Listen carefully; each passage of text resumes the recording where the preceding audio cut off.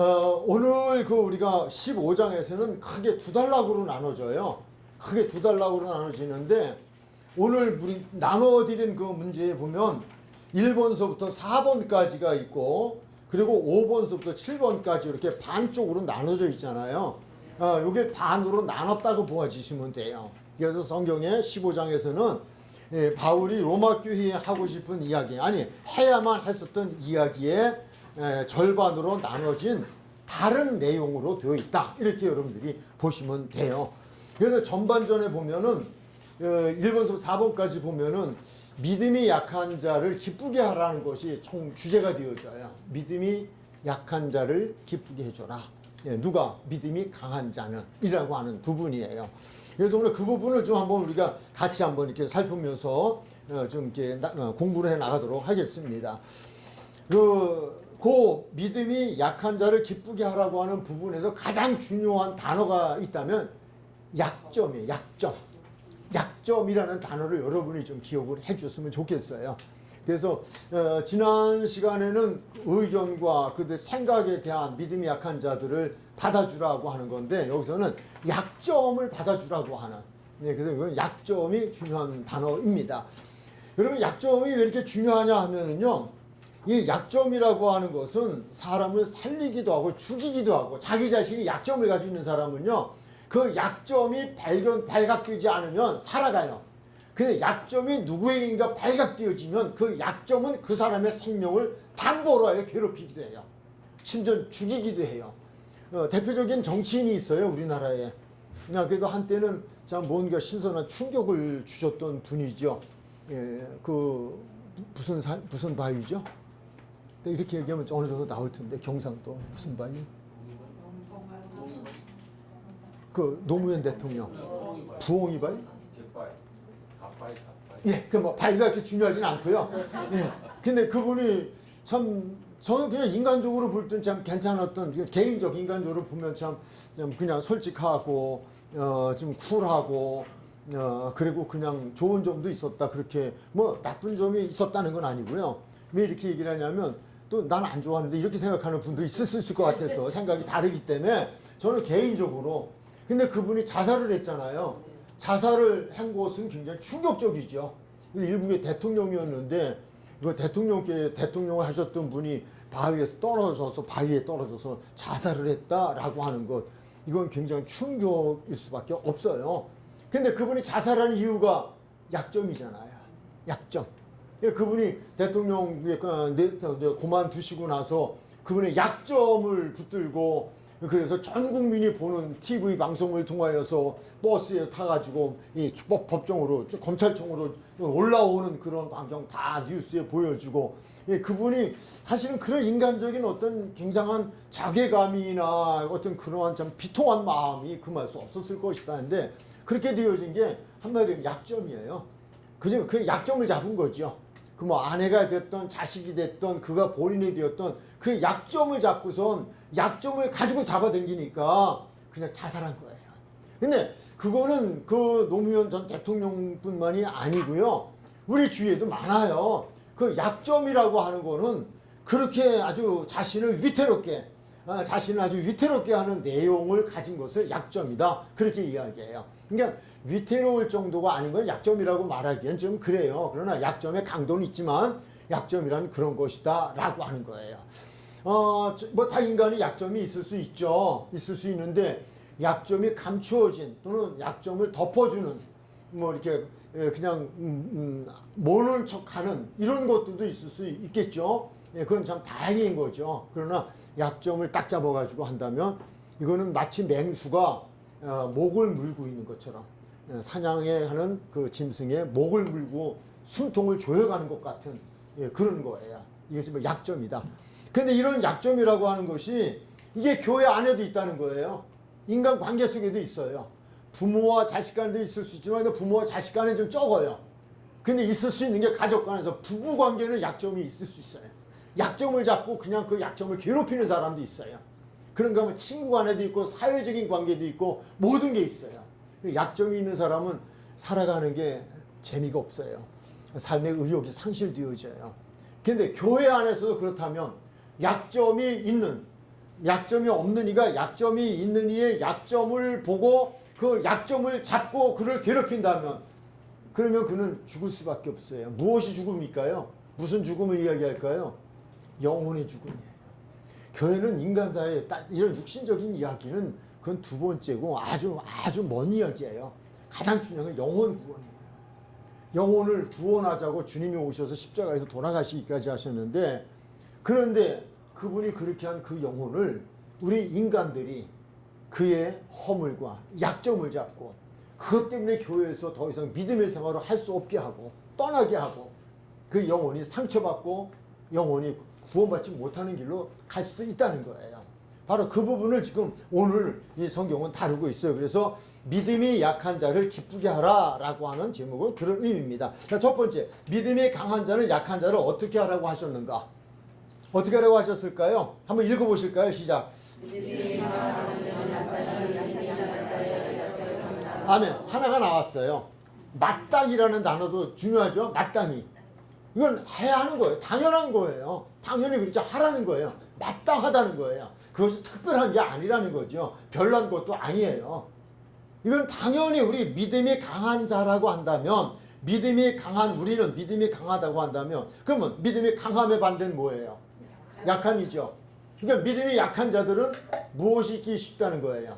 약점이 있기 쉽다는 거예요. 믿음이 강한 자들은 교회 공동체 속에서 그 뭐 잘하니까, 믿음이 강하니까 잘할 거 아니에요. 그러니까 약점이 없을 수 있어요. 아니, 없다는 것보다 그렇게 뭐 잡을 만한 약점이 아닐 수 있지만, 믿음이 약한 자들은, 그럼 우리는 지난 시간에 공부했어요. 14장에서 거기서 보니까 첫 번째 의견이 나와요.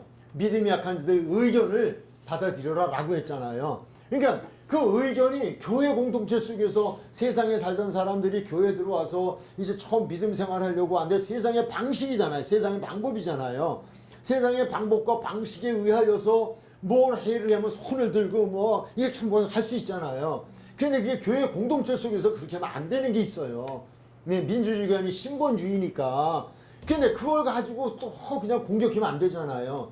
바로 이러한 약점이라고 한다면, 좀 더 구체적으로 본다면 그런 믿음이 약한 자들의 의견, 우리가 14장에서 공부한 의견일 수도 있고요. 14장 3절에서 말씀을 보면 먹고 마시는 이야기가 나와요. 그러니까 믿음이 약한 자들은 믿음이 적은 자들이라고 말해야 되나요? 예, 그런 이들은요, 믿음이 강한 자들보다 아직도 세상적이잖아요. 그러니까 언어도 세상적이에요. 말도 세상적이고, 예, 그리고 나가서 또 그냥 뭐 행동도 세상적이고, 모든 게 그래요. 그러니까 그게 약점이 될 수 있는 거예요. 그러니까 그 약점, 이런 것들을 여기서는 전체적으로 말할 수 있다. 우리가 14장 10절에 보면 업신여김 받는 이란 다 업신여김을 받았다는 단어가 나오거든요. 그거는 뭐냐면 그의 언행심사 일체를 이야기하는 거예요. 다 업신여김을 받을 수밖에 없어요. 믿음이 있는 공동체 속에 들어오면, 그러면 그들 믿음이 없는 이들은 믿음 있는 사람들에게는 업신여김을 받을 수밖에 없잖아요. 이 모든 것들이, 이것이 그들에게는 약점이 될 수 있다 라고 하는 거죠. 이 약점을 붙들고 흔들면 그들은 교회를 떠날 수밖에 없고 믿음에서 떠날 수밖에 없고, 그러므로 그들은 구원받지 못하게 한다는 거예요. 이걸 생각하라는 거예요. 교회의 목적은, 교회의 설립의 목적은 영혼 구원이에요. 다른 거 없어요. 사회사업 중요해요. 무엇을 위해서? 영혼 구원을 위해서. 사회사업은 세상이 더 많이 해요. 못 따라가요. 세상 못 따라가요. 교회가 하는 근본적인 것은 무엇을 하든 영혼 구원에 초점이 맞춰져야 돼요. 그러면 영혼 구원은 사람이에요. 사람의 영혼을 구원하는 것이기 때문에, 정말 믿음이 있다고 하는 이들은, 어떤 직분이 있다고 하는 이들은 그것에도 약한 자들을 관심을 가져야 돼요. 그 이야기를 오늘 주시는 거예요. 그래서 믿음이 강한 우리는 마땅히 믿음이 약한 자의 약점을 무엇하라? 담당하라. 이 담당한다는 말은 우리 지난주에도 말씀을 공부했죠. 받아들이는 거예요. 용서와 용납은 달라요. 용서는요, 그냥 갚지 않는 거예요. 그냥 덮어두는 거예요. 덮어두는 거. 용서와 용납은 다르죠. 용납은 받아주는 거예요. 그 자체를, 그에게 잘못되어진 그 부분을, 그것까지도 다 받아주는 거예요. 이거 어떻게 예의를 들으면 좀 이렇게 잘 맞을까요? 무엇과 부부간에 그럴 리는 없죠. 예를 이렇게 세상 얘기를 하면 좀 이 남편이든 아내든 못된 짓을 좀 했어요. 근데 용서하라니까 그래. 난 용서해. 용서를 빌었으니 용서해 줄 거야. 근데 기분만 나쁘면 그거 자꾸 꺼내요. 그랬잖아. 어쨌잖아. 이건 덮어둔 거예요. 덮어둔 거. 덮어뒀다 자꾸 들춰내는 거예요. 이건 용서예요. 용서는 했어요. 나 지금 용서했어요. 용서는 했는데 이거는 용납은 아닌 거예요. 용납은 차이가 뭐냐? 완전히 받아줄 거예요. 다시는 그것에 대해 문제를 제기하지 않는 자체예요. 여기서 받아준다고 하는 거는 그들이 허물, 즉 믿음이 약한 자들이 언어라든지 의견이라든지 그들이 먹고 마시는 문제라든지 업신여김을 받을 수밖에 없는 어떤 행동 일체에 대한 그 모든 부분들도 그냥 덮어주는 게 아니라 그를 진심을 가지고 그거를 받아들이는 거예요. 아, 그땐 나도 그랬어. 내가 저렇게 되면 정말 아니야. 다시 받아들였다고 하는 건요, 다시 그 문제를 재론하지 않는 게 달라요. 용서와 용납의 차이는 쉽게 얘기하면 그런 거예요. 용서는 다시 재론해요. 기분 나쁨 얘기해요. 그랬잖아. 그때 그랬잖아. 생각만 나면. TV 보다가도 뭐 이상한 거 나면 아유 저것들 당신하고 똑같아. 뭐 이러면서 이게 약점을 잡는 거예요. 약점을 잡아서 그건 용서한 게 용서지 용납이 아니에요. 받아들인다는 거는 무엇이다? 용납이다. 용납하라. 그걸 완전히 그냥 다 지워버려라 라고 하는 거예요. 그래서 그 사람이 그 자신의 약점으로 인하여서 또다시 상처를 받지 않도록 그 약점을 가진 사람은 괴롭잖아요. 근데 그걸 또 들춰내면 그 다음에 뭐래? 에이씨 알았어 그럼 그만둬 이러죠. 이게 떠나간다는 거예요. 그 얘기를 좀 주는 거예요. 그래서 마땅히 믿음이 약한 자의 약점을 담당하라. 그리고 담당하기 위해서 하는 것이 또 다음에 뭐예요? 자기를 못하는 거 아니다? 내가 기쁜 거 아니야. 나를 기쁘게 하기 위한 게 아니야. 누구를 기쁘게 하라? 믿음이 약한 자를 기쁘게 해줘. 그가 기뻐야 돼요. 그러니까 내가 뭐 이거 해줘서 내 기분이 기쁘게 이렇게 하지 말고 물어봐야 돼요. 진짜 기뻐? 물어봐서 그가 이렇게 해줘서 너 너무 기뻐. 너무 감사해. 이게 대주의죠. 자기가 기쁘다 그러면 안 돼요. 예, 상대가 기뻐해야 돼요. 예, 이거를 좀 얘기해 주는 거예요. 그래서 약점을 담당해주고 마치 내 약점인 것처럼 그렇게 그것을 다 받아주고 그리고 그것을 통해서 내가 기쁜 게 아니라 그 사람을 기쁘게 해주는 거야 라고 하는 거예요. 그래서 2절은 무엇이라고 되어 있어요? 시작.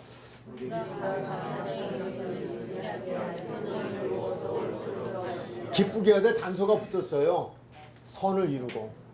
성경이 말하는 선은 무엇일까요? 세상에 착한 행실을 말할까요? 영혼 구원을 이루는 행위예요. 이 선을 이루어줘야 돼요. 자, 우리는 오직 영혼 구원이에요.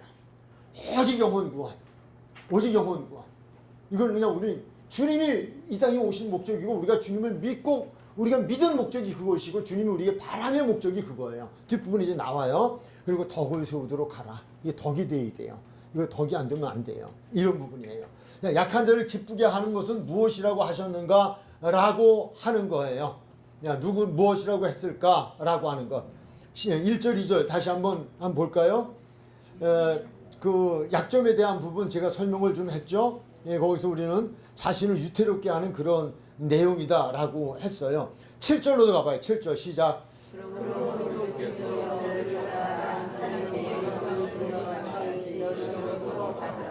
우리에게는 항상 주고 우리가 남을 용서한다. 왜 용서해야 돼요? 왜 용서해야 돼요? 10,000달란트? 그리고 우리는 하나님 앞에서 무엇한 사람들이에요? 용서받았어요. 약점 정말 많죠. 정말 많죠. 하나님께서 덮어준 순간 아예 아주 내가 기억지 아니하겠다고 약속하신 약점이 거의 다 있다고 보아지면 돼요. 저도 지금 제 주님 앞에서는 그렇게 생각을 해요. 그 약점 드러나면 살 수 없는 약점들이 주님 보시기에 다 그분 덮어주셨잖아요. 뭐여서 십자가로. 그리고 십자가의 피로 다 씻어주셨잖아요. 그리고 의롭게 하셨잖아요. 그 말씀 주시는 거예요. 주님은 주님이 기쁘시게 하시기 위해서 그렇게 하신 것이 아니라 그 영혼을 위해서 했다고 하는 걸 7절에 말씀하고 있어요. 그러므로 그리스도께서 우리를 받아주지 않았냐? 무엇을? 우리의 무엇을 받아주었다? 약점을 받아주었다. 나의 약점을 받아주었다. 너의 약점을 받아주었다. 하나님께 영광을 돌리신 거예요. 너희도 뭐 따라 서로 약점을 받아줘라. 우린 그런 거예요. 내가 용서하지 않으면 우리 용서받지 못해요. 나의 죄를 용서해 준 같이 내가 죄인을 용서해 준 것처럼 나의 죄를 용서해 주옵시고 전제적인 조건이 있어요. 이거 해줘야 돼요. 그분은 말씀이에요. 자, 세 번째, 왜 그렇게 하라고 하셨을까? 이미 설명이 되어졌네요. 그렇지만 15장 3절 시작.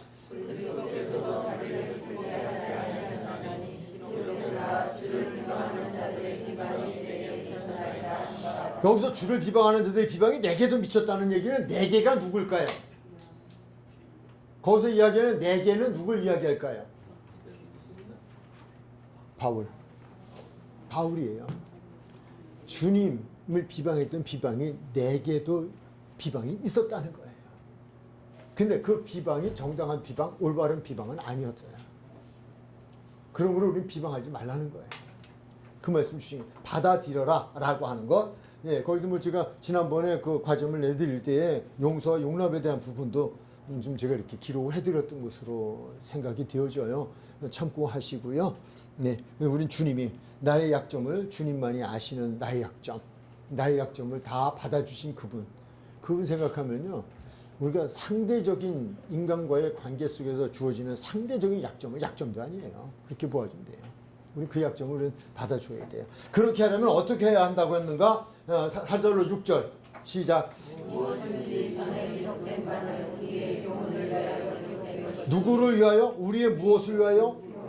우리의 교훈을 위하여. 우리에게 교훈하시게 기록된 것. 하나님 말씀을 이야기하는 거예요. 말씀. 우리가 약한 자의 약점을 받아주는 것, 주님처럼 하려면 가장 기본적인 것이 있다는 거예요. 그게 뭐예요? 말씀이에요. 이 말씀 지금 설명드렸잖아요. 나의 약점을 담당해 주신 주님, 우리 그 은혜를 생각하고 그리고 그 주님께서 약점을 담당해 주라고 명령하셨잖아요. 우리 이 말씀이 있으면 믿는다면, 하나님을 믿고 그 말씀을 믿는다면 나는 아니어도 우리는 해야 해요. 근데 나는 할 수 없어요. 근데 8장에서 중요한 부분이 있어요. 생명의 성령의 법이에요. 그래서 성령 8장에서 나올 때는 하나님의 법에 순종할 수가 없어요. 성령이 임하지 않고는. 근데 성령이 임하시면 말씀에 순종을 해요. 말씀이 생각나고 하나님 말씀대로 순종하면 살아갈 수가 있어요. 그래서 영적인 사람이 되어지면 돼요. 바로 그 부분은 분이에요. 성경의 말씀대로 돌아가서 우리는 해야 한다. 교훈을 위하여 기록된 것이 우리로 하여금 인내로 또는 성경의 위로로 소망을 가지게 함이니, 우리는 말씀에 위로가 있고 말씀에 보상이 있고 상급이 있고 이 말씀을 믿으면 우리는 할 수 있다는 거예요. 그러니까 말씀이 있는 분들은 해요. 말씀이 있다는 건 믿음이 있는 거예요. 말씀이 있다는 건 성령이 계시다는 거고, 말씀이 있다는 거는 하나님이 계시다는 거예요. 그래서 내 생각하고는 관계없어요. 내 의견과는 관계없어요. 나는 아닌데 그분이 내 안에서 이렇게 해. 그걸 주시면 할 수 있는 거예요. 그분이 능력을 주셔야 돼요. 그리고 또 하나는 그 아랫부분은요. 그거는 기도를 이야기한다. 시간 좀 그러니까 그거는 5절과 6절은 기도예요. 그래서 우리는 오로지 할 수 있는 것은요. 말씀과 기도예요. 그분의 말씀 안에 살고 그분에게 기도하는 기도에서, 이게 약점을 이용하지 않고 받아준다고 하는 것, 주님처럼 한다는 거는요. 주님이 도와주셔야 되는데 주님의 도움을 받는 거는 무엇일까요? 기도예요. 수없이 기도해야 돼요. 그런 생각이 안 들 때도 해야 되고 들 때도 해야 되고 욱할 때도 해야 되고 욱하고 나서도 해야 되고, 약점을 가지고 내가 그냥 나쁜 마음이 싹 들었다가도 뒤돌아서서 해야 되고, 기도밖에 없어요. 왜냐하면 나는 할 수 없어요. 이게 인간이에요. 악성이에요. 그래서 성령이 임하시면 돼요. 기도해서 주님이 도우시면 돼요. 바로 그 부분. 그래서 우리는 이렇게 하려면, 약점을 도우려면 이런 이들이 돼야 된다. 이제 5번, 6번, 7번은요. 아주 중요한 이야기가 나와요. 근데 요거 참 쉽지 않은 또 풀이가 되어져요. 누구의 입장에서? 바울의 입장에서 그랬을 거예요. 또 성경 공부를 가르치고 있는 제 입장에서도 이 부분도 쉽지 않은 부분이에요. 그러나 성경은 성경으로 가요. 여기서 보면 첫 번째, 바울은 나는 로마 교회에 가려고 하지 않았어. 이야기부터 시작을 해요. 네, 그 말씀이 이제 어디서부터 시작이 되어지냐 하면 이제 14절서부터 이제 쭉 읽어가면 이제 그 말씀이 주어지거든요. 나는 로마에 가지 않으려고 했어 라고 하는 이야기를 해요. 근데 로마에 왜 안 가려고 했을까? 여러 가지 이유 있었겠지만 성경에서 분명히 말하는 것이 23절에서 그리고 20절에서 21절까지 20절에서 21절까지 해서 말씀을 주고 있어요. 한번 읽어보실까요? 23절 시작.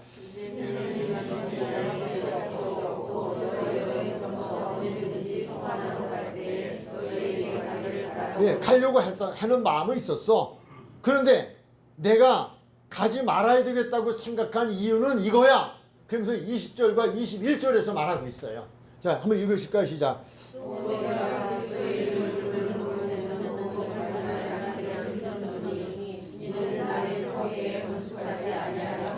그 21절은 제가 기록을 못 해드렸던 것 같아요. 기록된 바 주의 소식을 받지 못한 자들이 볼 것이요 듣지 못한 자들이 깨달으리 함과 같으리라 그랬는데 그냥 20절만도 족하예요. 또 내가 그리스도의 이름을 부르는 곳에는 복음을 전하지 않기를 힘썼노니 이는 남의 터 위에 건축하지 아니하려 함이라 라고 하는 거예요. 이미 로마 교회는 이 로마서를 기록하기 25년 전에 개척이 된 교회예요. 25년의 역사를 가지고 있었어요. 25년의 역사 속에 거기에는 담임 목사님이 계셨어요. 이 담임 목사, 로마 교회 담임 목사님이 거기서 말씀을 전하고 있었어요. 전하고 있었는데 바울이 거기에 가서 또 무슨 말씀을 전해야 되겠느냐라고 하는 거예요. 전할 말씀이 있죠. 다르죠. 서로 성경을 보는 관점도 다 다를 수 있어요. 사역이 다를 수 있어요. 그래서 바나바하고 바울이 1년 동안 함께 만나서 성경 공부를 한 적도 있기는 해요. 그러나 영원히 하지 못했어요. 그 어려움이 있어요. 있죠. 저도 있어요. 뭐가 있는지 아세요? 요건 그냥 넘어갈게요. 달라요. 정말 쉽지 않아요. 그리고 목회를 하는데 목회장에서 다른 목사님이 본문을 선택해서 한 설교는 다시 하지 마. 불문율과 같은 진리예요. 왜? 비교하잖아요. 똑같은 본문을 가지고 했는데 달라요, 내용이. 근데 듣는 들의 입장에서는 이게 진짜 같고 저게 가짜 같아요. 이러면 문제가 되는 거예요. 바울은 지금 로마 교회에 내가 가고 싶어. 나 가서 하고 싶은 말이 너무도 많아. 지금 그래서 편지를 쓰잖아요, 지금은. 참다 못해 편지를 쓰지만 근데 내가 안 간 이유가 있어. 남의 터 위에 가서 내가 또 터를 닦는 건 아닌 것 같아. 이 말은 다른 목회자가 가서 이미 말씀을 전한 그곳에서는 내가 말씀을 안 전하는 게 좋아 라는 이야기예요. 할 말이 없다는 게 아니에요. 이게 하나님 앞에서 그래요. 그 얘기 주는 거예요. 그래서 이제 또 내가 그리스도의 이름을 부르는 곳에는 복음을 전하지 않기를 힘썼다. 안 된다라는 게 아니에요. 힘썼다는 거예요. 이게 25년 후에 로마서 썼다면 얼마나 하고 싶었겠어요. 그간에 여긴 복음도 없었잖아요. 어디? 여기라 이게 또 말이 이상하네. 로마 교회. 예. 그래서 이 복음을 전하잖아요. 그리스도의 복음을 전하잖아요. 이 복음이 없어서 아직까지 거기 문제가 해결 안 된 부분들이 있잖아요. 25년 역사 속에 그거 좀 지적한 게 로마서거든요. 그러니까 얼마나 마음이 답답했겠어요. 옆에서 볼 때. 그러나 힘썼다라는 단어를 쓰고 있어요. 힘썼다. 그래서 나는 안 가려고 남의 터 위에 건축하지 아니하려고 했다라고 하는 이야기 좀 하는 거예요. 그런데 또 이해되지 않는 건 바울이 근데 난 가야 돼. 나 갈 거야.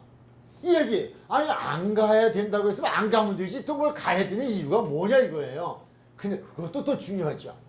성경의 말씀이니까. 그것이 어디냐면 23절부터 24절까지 해서 우리가 좀 읽어보면서 좀 찾아보면 알 수 있어요. 시작.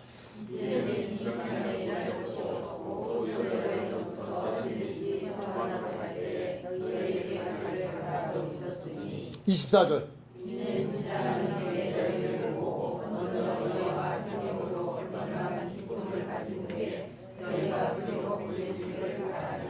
아멘. 그러니까 그 23절의 말씀은요. 그가 있었던 서바나 그 지역에서 지금 이렇게 가기 이렇게 원래 안 가고 있었던 그런 부분들에서 지금 그가 있는 자리에서는 더 이상 복음을 전할 일이 사실은 지금 이제 정리가 된 거예요. 그러니까 그 사역이 끝났다? 그렇게 보아지면 되나요? 예, 그래서 그렇다는 이야기 좀 하고 있잖아. 이제는 이 지방에서 일할 곳이 없다. 또 여러 해 전부터 언제든지 서바나로 갈 때 너에게 가기를 내가 바라고 있었어. 근데 내가 그렇게 가지 말아야 되겠다고 생각했고 안 갔는데 지금이라도 가는 길에 너에게 들려서 너희를 만나고 해야 할 이유가 무엇이냐? 그것이 24절의 설명이죠. 먼저 너희와 사귐으로 얼마간 기쁨을 가진 후에 이렇게 돼 있어요. 고린도 교회 교인들과 사귐을 갖기를 원했다라는 거예요.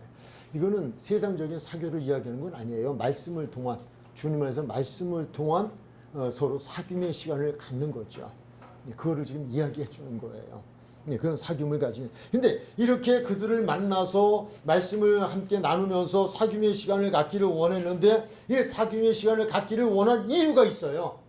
기쁨으로 가진 후에, 너희와 사귐으로 얼마간 기쁨을 가진 후에, 거기 이제 본론이 나오는데 너희가 보내주기를 바람이라 라고 돼 있어요. 너희가 보내주기를 바람이라 라는 거예요. 여기 이제 16장에 가면 혼자 살 수 없는 하나님의 일, 제가 그렇게 제목을 정해서 여러분들에게 이미 나눠드렸어요. 혼자 살 수 없는 하나님의 일이에요.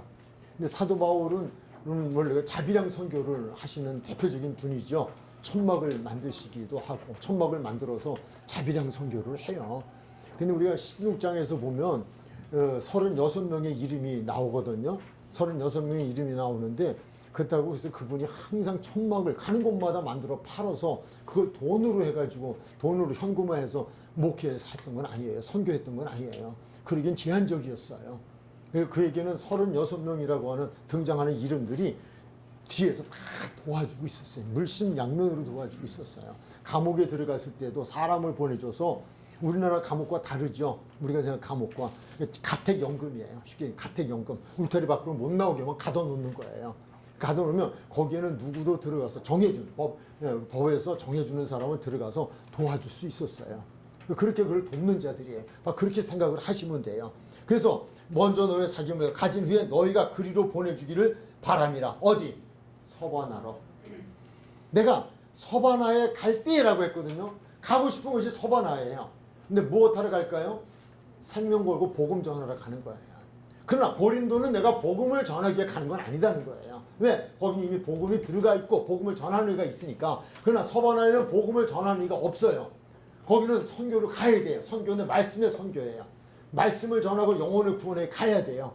가야 되는데 그 가야 하는 하나님의 일을 위하여서, 그래서 고린도에 들려야 한다는 이유를 이야기해 주고 있어요. 그러면 무슨 이야기예요? 그리로 보내주기를 바랐다. 누가? 너희가. 너희 누구예요? 로마의 교인들이죠. 로마 교회 교인들로 누구를? 사도 바울을 어디로? 서바나로, 무엇으로? 선교사로 파송해 주기를 원한다라고 하는 거예요. 이게 또 사실은 현실적인 교회에서 보면 문제가 사실 될 수 있어요.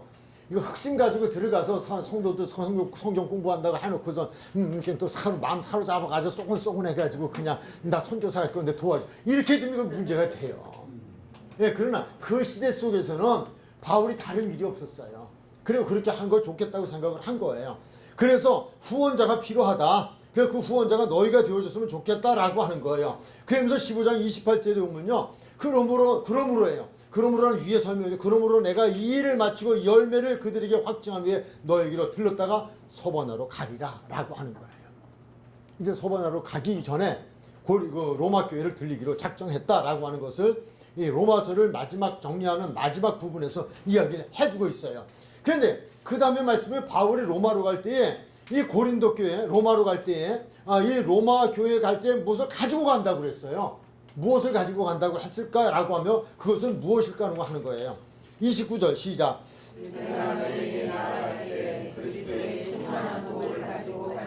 네, 내가 이제 고린도 자꾸 로마 교회로 갈 텐데 서바나 교회로 너희가 나를 파송해 주기를 원해. 그래서 난 그 파송을 너희를 통해서 받고 싶어. 예, 그런데 이 파송이라는 거 그냥 파송 예배 드리고 가 그건 아니잖아요. 후원자를 얘기하는 거예요. 그렇게 가기를 원하는데, 그런데 이제 그 일을 하기 전에 내가 너희에게 이렇게 가는 것은, 그 일에 가는 것은 너희에게 큰 복을 가지고 가는 거라는 거예요. 복을 가지고 간대요. 아니, 복을 가지고 갈까요? 부담을 가지고 갈 걸까요? 어떻게 생각하세요? 그 이야기를 듣는 로마 교회 교인들의 입장은 부담일까요? 복일까요? 솔직하게 얘기하자. 솔직하게. 말 안 해도 돼요. 말 안 해도 돼요. 근데 일반적으로 보면 부담이죠. 이미 전제했잖아요. 내가 여기 들렸다 당신들하고 사귀고, 사귐이란 말은 나를 인식시켜 주겠다는 거예요. 내가 어떤 사람인지를 당신들에게 알려주겠다는 거예요. 당신들이 나라는 사람을 검증하는 시간을 갖자는 거예요. 그 검증을 하고 난 이후에 당신들이 나를 검증이 됐다면 서번학교회에 파송을 해줬으면 좋겠다 하는 얘기예요. 근데 여러분, 내가 여러분에게 이 목적을 가지고 하는 거는 부담이 아니에요. 큰 복을 가지고 하는 거예요. 이렇게 이야기를 하는 거예요. 큰 복이래요. 왜냐? 여기서 강조하는 게 다시 말해 연보라는 말이에요. 연보. 연보라는 말은 꼭 복이라는 말이잖아요. 율로기아라는 말이거든요. 그래서 복이라는 말을 다른 말로 연보라 이렇게 보여요. 연보라는 우리 단어를 지금 율로기아라고 하는 헬라어로 기록되어진 것도 복이에요. 그러니까 내가 너에게 큰 복, 충만한 복을 가지고 간다고 하는 것은 바로 연보라고 하는 짐을 짊어지고 가겠다는 거예요. 이 얘기를 하는 거예요. 그러면 서번하러 가는데 그러면 그냥 가는 거예요? 사귐을 갖고 여러분이 나를 서번하러 보내주길 원합니다. 근데 무엇을 통해서? 물질적 후원이에요. 그러니까 연보를 얘기하는 거예요. 연보를 통해서. 그러나 이 연보는 부담이 아니고 복입니다 하는 이야기를 하죠. 25절로 28절. 그러나 이제는 내가 성도를 섬기는 일로 예루살렘에 가노니, 예루살렘으로 이제 가는 거예요. 예루살렘에 가노니 이는 마게도냐와 아가야 사람들이 예루살렘 성도 중 가난한 자들의 기쁘게 얼마를 연보하였다. 이건 전에 예를 드는 거예요. 그들이. 그래서 지금 이게 예루살렘에서 간 거예요. 저희가 기뻐서 하였거니와 무엇을? 연보를 기뻐서 했다는 거예요. 그들은 기뻐서 했다. 이건 기쁨으로. 또한 저희가 그들에게 빚진 자니 만일 이방인이 그들의 영적인 것을 나눠 가졌으면 육적인 것으로 그들을 섬기는 것이 마땅하지 않냐? 라고 하는 거예요. 그러니까 이건 갚는 거다 하는 의미도 되어지고요. 이건 하나님의 일을 통한 복이다라고 하는 것을 지금 이야기하는 거예요. 우리가 갈라디아서 6장 6절에 보면 가르침을 받는 자는 가르치는 자와 좋은 것을 나눠라 이렇게도 말씀을 했어요. 네, 그 부분을 이야기해요. 그리고 갈라디아서는 또 말씀하죠. 심는 대로 거두리라. 육으로 심는 자는 육으로, 영으로 심는 자는 영으로 라고 하는 거예요. 그래서 여기서 기쁘게 하는 건 섬김, 중요한 기쁘게 하는 것, 섬김과 빚갚음. 영적인 빚은 육적인 것으로 갚는다. 그리고 이것은 복을 심는 것이다 라고 하는 결론을 내려주고 있어요. 조금 더 읽어 내려갈게요. 우리 25절부터 한번 읽어 내려갈까요? 시작.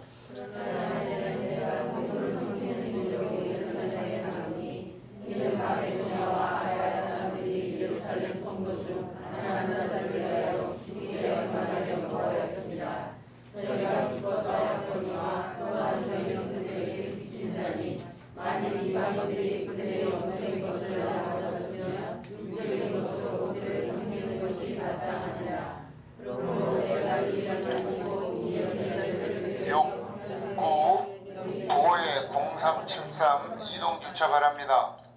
확증한 후에 너에게 들렸다 할 거야. 655-0373 이동주차 바랍니다. 여기 없어요? 해당부예요? 예. 15장은 이렇게 일단 마감을 하고요. 로마 교회의 이제 결론이잖아요. 16장을 남겨둔. 예, 그래서 그가 안 가려고 했던 교회를 가야 하는 이유. 걸쳐서 그곳으로부터 파송을 받아서 이제 서반으로 가야 할 이유에 대한 그것은 하나님께서 여러분에게 복을 주시기 위한 또 다른 하나의 길이었다라고 하는 것을 강조를 하면서 15장은 마감이 되어집니다. 오늘 여기에서 가장 중요한 부분은요. 약점이라는 단어만 생각하시면 그러면 실타래처럼 쫙 풀려나갈 거예요. 약점. 내가 믿음이 강하다고 생각하면 또 나보다 믿음이 약한 자를 상대할 때에 믿음의 약점.